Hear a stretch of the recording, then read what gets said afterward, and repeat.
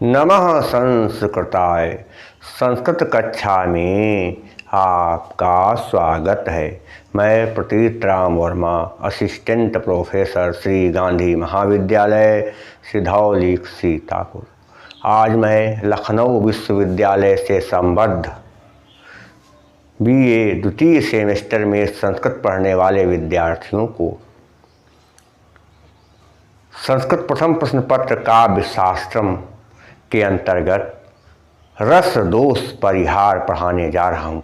कल मैंने आपको बताया था कि कौन कौन से रस दोष होते हैं। कुछ होते तो 13 रस दोष हैं, लेकिन हमने जो है कुछ रस दोषों के बारे में बताया था जो मुख्य थे। आज मैं रस दोष परिहार, रस दोष कैसे दूर होता है, इस संबंध में बताने जा रहा हूँ। तो क्या है रस दोष परिहार? देखिए ध्यान से, क्या है रस दोष परिहार। रस दोष कैसे दूर होता है, इस विषय में मैं आपको आज बताने जा रहा हूं। क्या है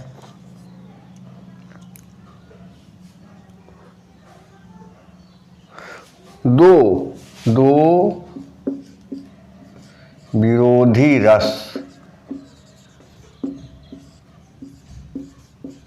दो विरोधी रस अन्य किसी के अंग हों। दो विरोधी रस अन्य किसी के अंग हों। दो विरोधी रस क्या होगा, क्या कहते हैं, अन्य किसी के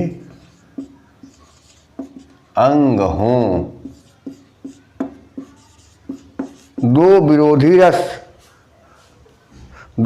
रस अन्य किसी के अंग हों तो परस्पर दोष युक्त नहीं होते। तो क्या कहते, देखिए क्या कहते, तो परस्पर, दो विरोधी रस किसी अन्य के अंग हों तो परस्पर दोष युक्त नहीं होते। क्या होते, दोष युक्त नहीं होते।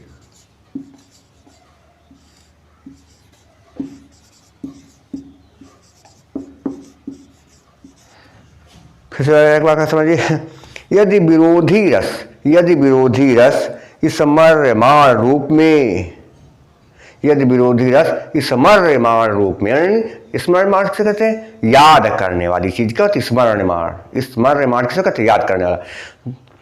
यदि विरोधी रस इस मर्यमाण रूप में हो अथवा साम्य रूप में बताए जा रहे हों, साम्य रूप में बताए जा रहे हों तो दोष नहीं होता है। या कह सकते हैं कि जब दो विरोधी रस किसी अन्य के अंग होते हैं, जब दो विरोधी रस किसी अन्य रस के अंग होते हैं तो वहां पर कोई दोष नहीं होता है। कैसे, थोड़ा समझेंगे क्या। एक श्लोक थोड़ा समझेंगे क्या है, श्लोक का क्या,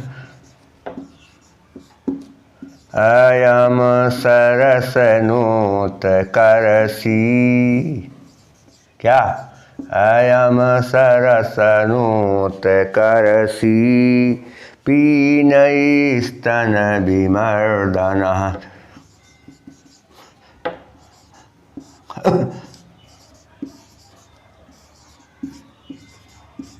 अयम सरसनोत करसी पीनैस्तन विमर्दनः। कहते क्या है, और आगे क्या हो जाएगा कि नाभ्यूर जघन इस परसी। नाभ्यूर क्या हैगा कि नाभ्यूर जघन इस परसी निविबिस्रंसंकरः, निविबिस्रंसंकरः, विसंकरः,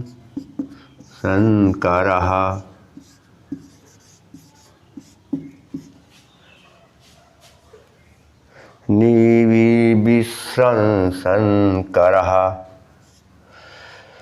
अयम सरसनोत करसी पीनैस्तन विमर्दनः नाभ्योरजघन इस परसी नीवी विस्रंसन करा। क्या है इसका अर्थ?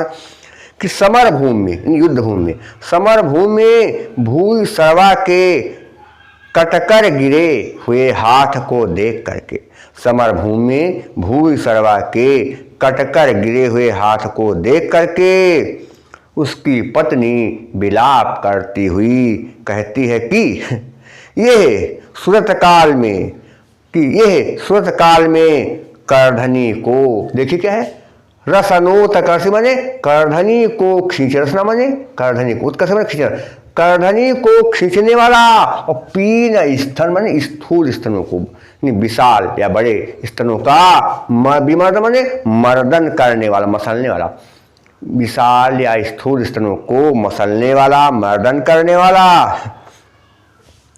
नाभि ऊरु माने हृदय, नाभि ऊरु और जांघों को स्पर्श करने वाला, नाभि हृदय या सीने का और जांघों को स्पर्श करने वाला। और नीवी माने होता है नाड़ा, नाड़ा जो बांधते हैं, पहनते हैं कपड़े नीचे अंडरवियर में या कुछ भी पहने, नेकर पहने या कुछ पहने, तो नीवी माने नाड़ा, और नाड़ा को खींचने वाला, क्या कहते हैं, नाड़ा को खोलने वाला, विशेष माने खोलना, और नाड़ा यानी नीवी को खोलने वाला वही हाथ है, नीवी को या नाड़ा को खोलने वाला वही हाथ है। अर्थात क्या हो गया कि समर भूमि में भूमि सर्वा के कटकर गिरे हुए हाथ को देखकर उसकी पत्नी विलाप करती हुई कहती है कि यह वही हाथ है जो सुरत काल में, यह वही हाथ है जो सुरत काल में मेरी करधनी को खींचा करता था, करधनी को खींचने वाला था।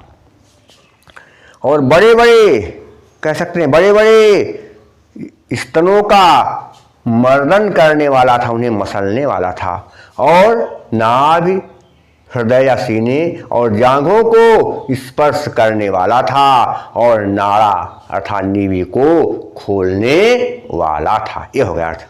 अब यहाँ पर देखिए क्या है, इसमें ये देखेंगे कि इस उदाहरण में करुण रस की प्रधानता है, इस उदाहरण में करुण रस की प्रधानता है, और लेकिन यहाँ पर जो है करुण रस तो है ही, साथ में विप्रलंभ श्रृंगार का भी जो है एहसास हो रहा है, अनुभूत हो रही है, विप्रलंभ श्रृंगार की भी क्या कहते अनुभूत हो रही है। और दोनों जो है अनुभव होने से क्या है, यहाँ पर स्नाकर्षण आदि श्रृंगार का अनुभव होने से करुण रस के क्या है, विरोधी हैं।